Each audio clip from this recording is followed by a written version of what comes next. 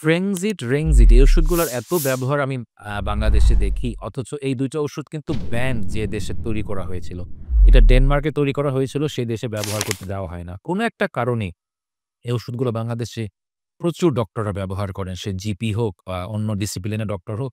কিন্তু আপনারা দেখবেন সাইকিয়াট্রিস্টরা ইউজুয়ালি কখনো এটা ব্যবহার করেন না। ফ্রেংজিটে যে একটা উপাদান থাকে মেলিট্রাসিন এটা আ কোনো established কোনো মেডিসিন না। এটার আপনার সাইড ইফেক্ট হতে পারে। কিছু ইপিএসি হতে পারে যেগুলা খুবই ভয়ংকর সাইড ইফেক্ট। সবার হয় না বাট যার হয় খুব বাজে অবস্থা হয়। সবচেয়ে বড় কথা এই রোগের আ অনেক ভালো ওষুধ আছে যদি আপনার anxiety, ডিপ্রেশন থেকে থাকে। এই ওষুধটা খেলে সাধারণত ২-৩ দিন একটু ভালো লাগে দেখে মানুষ অনেক সময় এটা প্রেসক্রাইব করে থাকে ডক্টররা বা হলো যে আমরা খেয়ে থাকি। কিন্তু দেখুন অনেক কিছু খেলে তো আমাদের মুহূর্তের মধ্যে ভালো লাগে। আপনি একদিন কাচ্চি বিরিয়ানি খেলেও আপনার মুহূর্তে ভালো লাগবে। আপনি ইয়াবা খেলেও আপনার অনেক সময় ভালো লাগবে। আপনি উইড খেলেও আপনার ভালো লাগবে। সিগারেট খেলেও আপনার মুডটা এলিভেট হয়। কিন্তু সেগুলোকে আমরা রেকমেন্ড করি বা সেগুলোকে আমরা খেয়ে থাকি।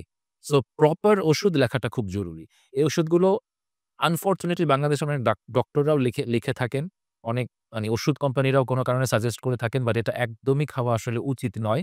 আপনি যদি আসলেই মানসিক সমস্যায় বা মানসিক অবসাদে ভুগে থাকেন, সাইকিয়াট্রিস্ট দেখাবেন, তার পরামর্শ মতো সঠিক অ্যান্টি ডিপ্রেসেন্ট বা অ্যান্টি এনক্সাইটি ড্রাগ খেয়ে থাকবেন। কখনোই ফ্রেংজিট, রেংজিট এই ধরনের ওষুধগুলো খাবেন না। এগুলো তেমন কাজও করে না দীর্ঘমেয়াদী। এগুলো সাইড ইফেক্ট আছে এবং এগুলো হচ্ছে ফিল গুড টাইপের ড্রাগ। এগুলো কখনোই দীর্ঘমেয়াদী খাওয়া উচিত নয়।